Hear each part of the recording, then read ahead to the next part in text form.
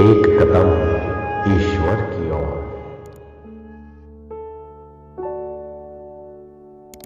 निर्वाण प्रकरण उत्तरार्ध 12वां सर्ग। अहम भाव भ्रांति मात्र है, जगत का भ्रम चिति का विवर्त है। उसकी मूल अविद्या है तथा अविद्या के नाश का क्रम क्या है, इन सब का वर्णन। अविद्या ही अहम भाव रूपी सूक्ष्म प्रपंच भाव है, उसी की स्थूल रूपता होती है। इस रीति से समस्त विकल्पों के चिति का विवर्त मात्र रूप होने से सब में एकता दिखलाते हैं। भुषुंड जी ने कहा, हे विद्याधर, आकाश में ही दूसरा आकाश उत्पन्न हुआ, यो अपने मन से एक दूसरे आकाश की कल्पना कर लेना ही जैसे एक ही आकाश में भेद की भ्रांति है, वैसे ही अज्ञात आत्मा में सूक्ष्म प्रपंचात्मक सद्रूप अहम भाव की कल्पना करना एकमात्र भ्रांति है। दृष्टांत में कल्पना करने वाला तो कोई तीसरा ही पुरुष प्रतीत होता है। वह तीसरा कौन है, यह पूछने पर उसे बतलाते हैं, आकाश में ही दूसरा आकाश उत्पन्न हुआ है। इस भ्रांति का कल्पक जैसे अहम भाव है, वैसे ही अविद्या से आच्छादित होने से असत सा प्रतीत हो रहा, अतएव शब्दादि से अव्यवहार्य आत्मरूप सद्वस्तु ही कल्पक है। जैसे आकाश में अद्वितीय आकाश आत्मा ही है, दूसरे आकाश को तो कल्पक पुरुष का संकल्प अवच्छिन्न चिद्रूप अपने संकल्पात्मक शरीर की ही उस रूप से कल्पना करके जानता है, वैसे ही चूंकि अविद्या उपहित चिदात्मा अपने अविद्या रूप शरीर की मैं और यह इत्यादि अभिमंता और अभिमंतव्य रूप से कल्पना करके अवभासता है। इसलिए अज्ञान से अन्य न अहम भाव है और न अहम भाव ही है। इसलिए हे विद्याधर, प्रत्येक को यह समझ लेना चाहिए कि वह चिद्रूप ऐसा है कि जहाँ परमाणु के आगे महामेरु की नाई आकाश भी अति स्थूल है। संपूर्ण कल्पनाओं का अधिष्ठान भूत वह ब्रह्म परम सूक्ष्म है। उसी अति सूक्ष्म ब्रह्मचिति की कल्पना आकाश आदि यह स्थूल जगत रूप है। उस ब्रह्म की परम सूक्ष्म रूपता का उपादन करते हैं। आकाश से भी अत्यंत सूक्ष्म अज्ञान रूपी अनादि विवर्त है, जो कि आत्मचिति अत्यंत स्थूल है। उस तरह का परम सूक्ष्म चेतन ही मैं यह इत्यादि रूप अनादि वासना से उत्तरोत्तर स्थूल हुए अपने स्वभाव की कल्पना करके जो सब पदार्थों को जानता है, वही यह सब सृष्टि रूप से स्थित है। जैसे आवर्त आदि विकार जल द्रव के प्रसार है, वैसे ही आत्मा में अहंता आदि आध्यात्मिक तथा आकाश आदि आधि भौतिक यह जगत आत्मचेतन विस्तृत विवर्त रूप है। चिति के विवर्त का अभाव ही प्रलय है, जो निश्चल जल द्रव की नाई स्पंदन शून्य पवन के आकार के सदृश्य तथा आकाश हृदय के तुल्य है। इस तरह देश काल आदि जगत तथा इसके अवान्तर हजारों कार्य रूपी प्रसारों में भी एकमात्र घन शून्य और निराभास चिति के विवर्त के सिवा अन्य कोई पारमार्थिक रूप उपपन्न नहीं है। इसमें उपपत्ति दिखलाते हैं। चिति का ही विवर्त होने से काल आकाश नौका जल स्थल निद्रा जागृत और स्वप्न में यह जगत उदित के सदृश भासता है। चिति का जगत के आकार में परिणाम स्वरूप वास्तविक प्रसार क्यों नहीं है, इस पर कहते हैं, आकाश से भी अत्यंत अधिक स्वच्छ होने तथा संचलन आदि सब तरह विकारों से शून्य होने से चिति का विस्तार और संकोच वास्तव में नहीं होता। अर्थात अतएव इस संसार की उत्पत्ति और नाश एकमात्र ज्ञान से ही सिद्ध है। सुख दुख आदि भोगों के अनुभव रूप तथा देह आदि में अहम भाव रूप विकार तो चिदात्मा में दिखाई देते हैं। यदि यह कोई आशंका करे तो उस पर कहते हैं, ज्ञान स्वरूप आत्मा विषय जनित सुख दुख आदि भोगों का अनुभव नहीं करता और न इस आत्मा में यह तथा मैं यह व्यवहार ही रहता है। किंतु जल में द्रवत्व के समान अद्वितीय आत्मा भीतर अपने कूटस्थ स्वभाव में स्थित है। तात्पर्य यह है कि भोगादि विभ्रम चिदाभास को ही होते हैं, कूटस्थ आत्मा को नहीं होते। संकल्प शून्य आत्मा चिंता लज्जा हर्ष भय स्मृति कीर्ति तथा इच्छा आदि मन की वृत्तियों के हेतु बाह्य विषयों को ऐसे नहीं देखता जैसे कि अंधकार में सांप को पैर। हे विद्याधर, ब्रह्म रूपी चंद्र बिंब से स्फुरित जीव चिदाभास रूपी ज्योत्सना के अंशभूत चाक्षुष आदि ज्ञानमय अमृत का द्रव रूपी जो यह सर्ग है वह परमेश्वर से भिन्न नहीं है, क्योंकि इस सृष्टि के आधारभूत दिशा अर्थात देश और काल इन दोनों का निरवयव और निष्क्रिय ब्रह्म में रहना संभव नहीं है। दिशा के रहने पर ही मूर्त द्रव्य की क्रिया से सर्ग काल की कल्पना की जा सकती है और वह क्रिया पहले से तो उपस्थित है नहीं, एवं काल के रहने पर ही दिशा आदि की उत्पत्ति की कल्पना की जा सकती है, लेकिन प्रलय में वह भी नहीं है, कारण कि क्रिया के अतिरिक्त उसका कोई साधक नहीं है। पूर्ण कूटस्थ में तो क्रिया का योग है ही नहीं। ऐसी स्थिति में उन दोनों के अभाव में किसी अन्य का अवकाश नहीं है। इस तरह यह सिद्ध है कि ब्रह्म से अतिरिक्त किसी पदार्थ की सिद्धि नहीं है। इस तरह भगवान परमेश्वर के अपने से अभिन्न जगत के आकार में सर्वसाधारण सच्चिदानंदात्म रूप ने खूब चमकते हुए स्फुरित होने पर देह आदि किसी एक स्थान में विशेष अभिमान करके उसके अनुकूल या प्रतिकूल हेय या उपादेय कल्पना द्वारा अहंकारात्मा ही अन्य किनाई स्फुरित होता है। इस तरह जल में आवर्त समूह की नाई यह संपूर्ण जगत जीव बंध मोक्ष आदि की कल्पना जो कि एकमात्र भ्रांत चित्त ही है, अणुमात्र भी और कुछ नहीं है।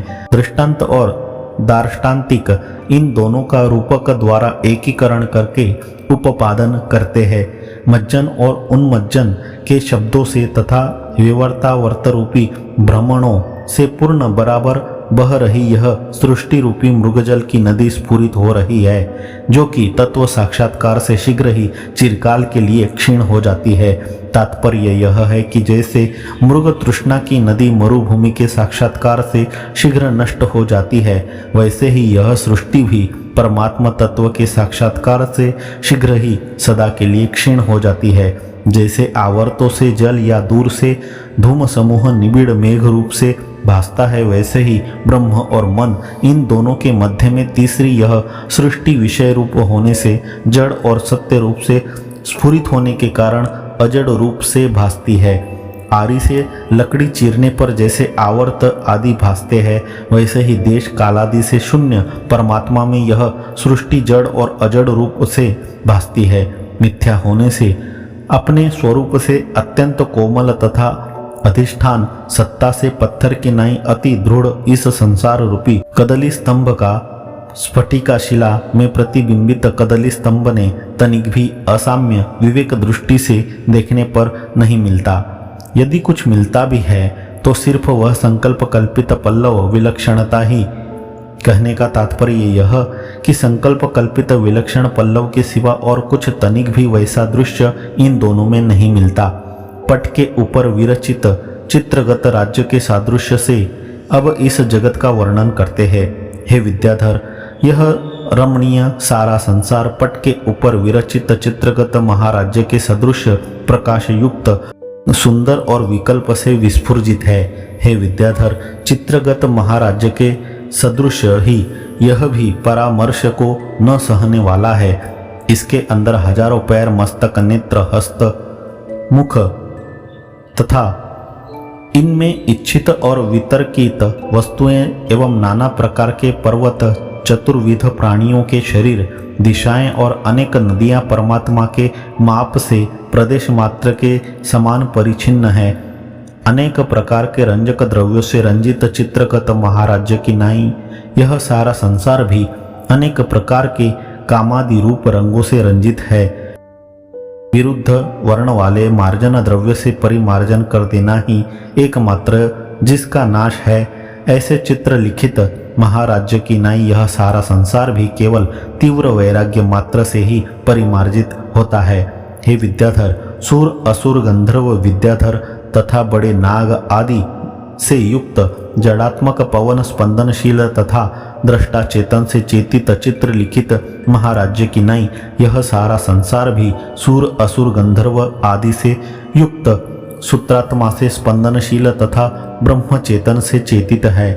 अर्थ शून्य तथा बाध्य होने से असत्य स्वरूप स्पंदनात्मक विकल्पांश में यानी विकल्पात्मक वृत्ति जिसमें उदित होती है, ऐसे मन में प्रतिबिंब भाव से पतित संवित भ्रांति में ऐसे प्रसरणशील होती है जैसे जल में तेल बिंदु। कैसे प्रसरणशील होती है यह कहते हैं। मन को क्षोभित करने वाले काम वासना आदि जाल समूहों से निबद्ध संपूर्ण आवर्त रूप विकारों से समन्वित पुत्र स्त्री आदि में फैल रहे स्नेह से मिश्रित मिथ्या होने के कारण उत्पन्न न हुई ही इन शब्द स्पर्श आदि विषयों के बार बार आस्वादनों के द्वारा जो संवित प्रसरणशील होती है, चित्रगत महाराज्य रूप से वर्णित यह संसार है। इस रीति से यह आदि चिति ही अहम भावादि विकल्पों से बहिर्मुखी हो जीव भाव को प्राप्त करके भी परमात्मा से तनिक भी ऐसे भिन्न नहीं है जैसे कि जल रूपता से भिन्न तोयता अर्थात जलत्व नहीं है। तात्पर्य यह है कि भेदक उपाधियों के विकल्प मात्र होने से जीव और ब्रह्म शब्द का जल और तोय शब्द की नाई एक अर्थ में पर्यवसान है। उपाधि के अनुप्रवेश द्वारा नाम और रूपों का व्याकरण करने वाले अहम अर्थ जीव के ब्रह्म मात्र होने से जीव का भोग्य सर्ग शब्दार्थ भी एकमात्र ब्रह्म ही है यह कहते हैं। यह चिद्रूपी सूर्य स्वात्मा ही है। यह उपाधि में प्रवेश द्वारा अहम इत्यादि नाम को प्राप्त होकर सर्ग इस नाम से कहा जाता है। इसलिए यह सिद्ध है कि वास्तव में चेतन से अन्य न कोई सृष्टि है और न कोई इस सृष्टि का रचयिता ही है। राहु का सिर यहाँ पर जैसे राहु और उसके सिर में अभेद सिद्ध है, यानी जो राहु है वही तो उसका सिर है। इसी तरह जगत और चित्त में अभेद सिद्ध है। इन दोनों में एकमात्र अविद्या के कारण ही भेद की प्रतीति हो रही है। इसका दृष्टांत देकर उपोपादन करते हैं। जैसे स्पंद रूप अपनी सत्ता में वस्तुतः जल द्रव स्पंद रहित ही है, उसमें स्पंद की प्रतीति तो एकमात्र विकल्प ही है, वैसे ही आकाश आदि प्रपंच की रचना में चिदात्मा न आकाश आदि रूप से स्थित है, न इन सब का कर्ता है और न आकाश आदि पदार्थों को अपने से भिन्न समझता ही है। जल द्रव की भेद कल्पना में देश और काल का भेद नियामक है। पूर्व काल और पूर्व देश में स्थित जल उत्तर काल और उत्तर देश में उपलब्ध होता है।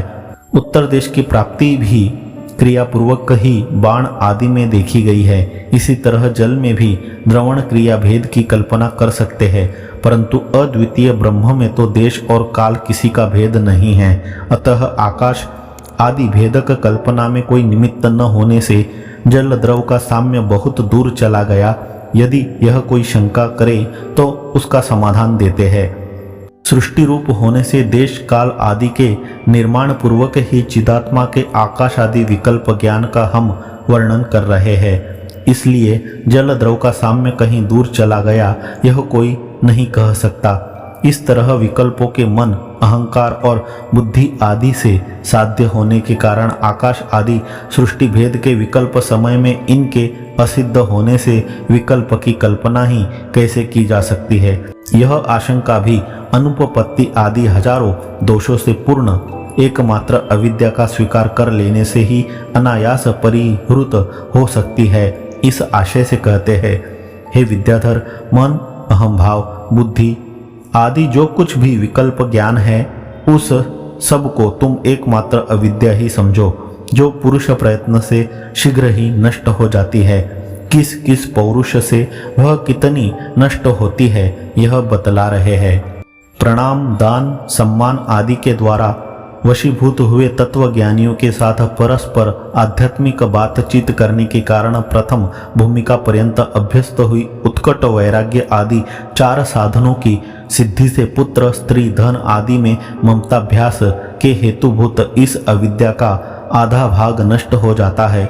श्रवण मनन आदि शास्त्र विचारों से इस अविद्या का विक्षेप शक्ति रूप चौथा अंश जो प्रमाण और प्रमेय की संभावना आदि रूप तथा देहादि में अहंता रूप है नष्ट हो जाता है, तथा ब्रह्म साक्षात्कार से उसका बचा हुआ आवरण शक्ति रूप चौथा भाग भी सूर्योदय के बाद अंधकार की नाई धीरे धीरे क्रमशः नष्ट हो जाता है। पूर्वोक्त रीति से भूमिकाओं के अभ्यास द्वारा समकाल में और क्रमशः 4 भागों में विभक्त अविद्या के नष्ट कर दिए जाने पर जो अवशिष्ट रहता है वह नाम रूप रहित सन्मात्र ही परम पुरुषार्थ है। संक्षेप से कही गई बात को विस्तार से सुनने की इच्छा कर रहे श्री रामचंद्र जी पूछते हैं। श्री रामचंद्र जी ने कहा, महर्षि, अविद्या का आधा भाग आत्मज्ञानी विद्वानों के साथ परस्पर आध्यात्मिक बातचीतों से, 1/4 शास्त्रों के विचारों से एवं दूसरा 1/4 आत्म तत्व के साक्षात्कार से कैसे नष्ट हो जाता है, कृपा कर कहिए। तदनंतर हे मुनिनाथ, समकाल में और क्रमशः यह क्यों कहा जाता है तथा वह नामार्थ रहित सन्मय ही है। यहाँ पर यम यट प्रत्यय से असदंश को लेकर सत और असत जो कहा गया है उसमें असदंश क्या है सो दया कर कहिए। प्रश्न क्रम के अनुसार महाराज वशिष्ठ जी उत्तर देते हैं। महाराज वशिष्ठ जी ने कहा, हे श्री रामचंद्र जी, संसार सागर को तैर जाने की इच्छा रखने वाले विरक्त सज्जन पुरुष को आत्मज्ञानी विद्वान तथा अन्य मुमुक्षु के साथ अपनी बुद्धि से यह विचार करना चाहिए कि यह संसार क्या है, इसका परिणाम, मूल और सार क्या है तथा इसे तैर जाने का कौन सा उपाय है। संसार सागर से पार हो जाने की इच्छा रखने वाले विद्वान को चाहिए कि वह जहाँ कहीं से विरक्त मत्सर रहित आत्मज्ञानी सज्जन पुरुष को यत्नपूर्वक ढूंढकर उसकी आराधना करे। हे वेत्ताओं में सर्वश्रेष्ठ श्री राम जी, यह आप भली भांति जान लीजिए कि सज्जन पुरुष का समागम हो जाने पर अविद्या का आधा भाग तो अन्य सब भूमिकाओं में ज्येष्ठ तथा साधन चतुष्टय संपत्ति से श्रेष्ठ शुभेच्छा नामक प्रथम भूमिका प्रतिष्ठा के उदय से ही क्षय को प्राप्त हो गया।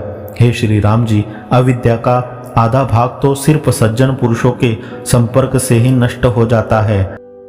बाकी बचे 2/4 भागों में से एक भाग को बुद्धिमान पुरुष को शास्त्रार्थों के पर्यालोचन से तथा दूसरे को अपने आत्म साक्षात्कार रूप यत्न से नष्ट कर देना चाहिए।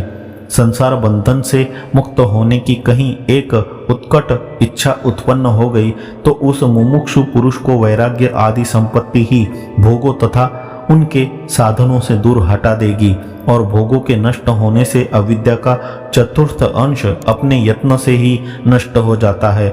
सज्जनों की संगति, शास्त्रों की चर्चा और अपने प्रयत्न, इन सब की एक साथ प्राप्ति होने पर समकाल में यानी एक ही काल में तथा एक एक की प्राप्ति होने पर क्रमशः अविद्या रूपी मल क्षीण हो जाता है। अविद्या का क्षय हो जाना ही जिसका एकमात्र अपना स्वरूप है, ऐसा जो अविद्या के नाश के बाद अंकिंचित रूप या किंचित रूप शेष रहता है वह परमार्थभूत नामार्थ रहित असत और सत भी कहा गया है। हे श्री राम जी, यह परिशिष्ट वस्तु आनंदैक घन जरादि विकार शून्य अनंत एक ब्रह्म ही है। जीव और जगत रूप तो विकल्प का स्फुरण होने से सर्वथा अविद्यमान ही है। इसलिए हे श्री राम जी, आप अपने को परमात्मा तत्व रूप जानकर प्रमाण प्रमेय आदि त्रिपुट के मोह से शून्य होते हुए ब्रह्म ही होकर के सर्वातिशायी बृहत होने से सब ओर से व्याप्त होकर विहार करते हुए शोक शून्य स्थित रहिए। 12वां सर्ग समाप्त।